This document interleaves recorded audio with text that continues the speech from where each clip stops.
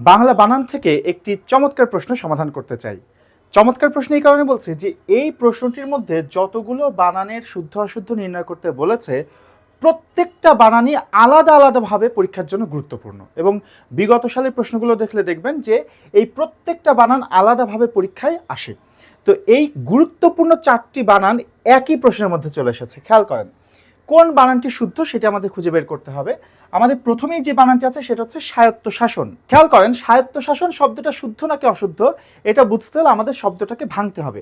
তো আমরা দেখি এই স্বায়ত্তশাসন শব্দের যে শাসন অংশটা এটা কিন্তু শুদ্ধ আছে, শাসন বানান এটাই হবে। তার মানে এই শব্দে যদি কোনো সমস্যা থেকে থাকে তাহলে এই জায়গাটাই থাকবে। তো স্বায়ত্ত শব্দটাকে বিশ্লেষণ করলে কি হয়?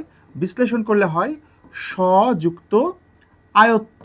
খেয়াল করে দেখেন আয়ত্ত বানানে কিন্তু তয়ে ত হয়, তয়ে ত, নট তয়ে ব, তয়ে ত হয়। তো স্বযুক্ত আয়ত্ত স্বায়ত্ত, তার মানে আয়ত্ত বানানে যেহেতু তয়ে ত, অর্থাৎ এখানেও কিন্তু তয়ে ব না হয়ে তয়ে ত হবে। তয়ে ত হলে শুদ্ধ হতো, তার মানে এটা কিন্তু এখন অশুদ্ধ রয়েছে, তাহলে এটা উত্তর হচ্ছে না। শ্রদ্ধাঞ্জলি, একটা জিনিস মনে রাখবেন, শব্দের শেষে যদি অঞ্জলি থাকে তাহলে অবশ্যই সেখানে রস্য ইকার হয়। শুধু অঞ্জলি না, শব্দের শেষে যদি আলি, আমি, আবলি, অঞ্জলি এইগুলো থাকে তাহলে সবসময় রস্য ইকার দিয়ে লিখতে হয়। তাহলে শ্রদ্ধাঞ্জলি শেষে অঞ্জলি আছে, অঞ্জলি থাকলে অবশ্যই দীর্ঘই হবে না, সেখানে রস্য ইকার হবে, তার মানে এই বানানটাও ঠিক নেই। ঠিক একই রকম বানান কিন্তু আমরা আরও বলতে পারি, প্রেমাঞ্জলি, জলাঞ্জলি, পুষ্পাঞ্জলি, এইগুলোতেও কিন্তু রস্য ইকার হবে। এবার আসি দারিদ্রতা। আচ্ছা, দারিদ্রতা খেয়াল করে দেখেন যদি কোনো শব্দের শেষে তা থাকে তাহলে সেই শব্দটা শুদ্ধ নাকি অশুদ্ধ সেটা কিভাবে খুঁজে বের করব?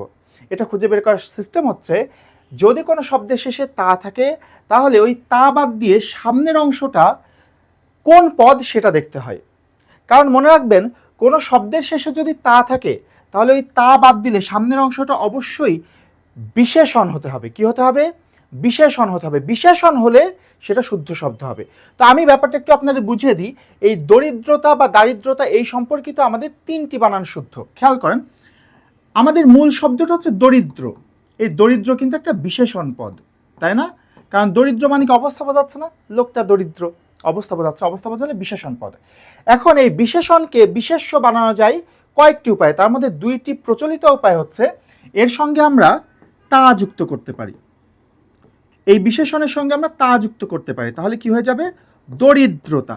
এই দরিদ্রতা বানানটা কিন্তু শুদ্ধ।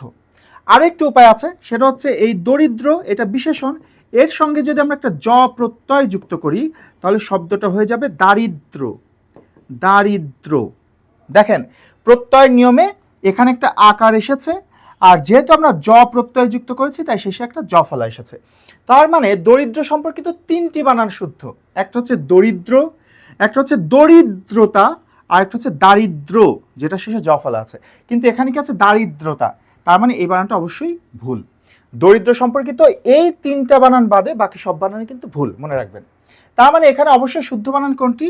এটি উপরযুক্ত। যদিও আমরা এটাকে উপরি উক্ত বলে থাকি অনেক সময়, উপরোক্ত বলে থাকি অনেক সময়, তাই না? বাট শব্দটা কিন্তু সন্ধি নিয়মে তৈরি হয়েছে। খেয়াল করেন এই শব্দটাকে ভাঙলে কি হয়? ভাঙলে হয় উপরি যোগ উক্ত, উপরযুক্ত। সন্ধির নিয়মে যদি প্রথম অংশের শেষে ইকার থাকে তাহলে শব্দটাতে জ চলে আসে বা জ ফলা চলে আসে। যেমন আমি যদি আরেকটা উদাহরণ দিই, ইতি যোগ আদি। ইতি যোগ আদি কি হয়? ইতি যোগ আদি ইত্যাদি হয়। এই জফলাটা আসলো কেন? এই যে প্রথম অংশের শেষে ইকার আছে সেই কারণে এখানে জফলা এসেছে।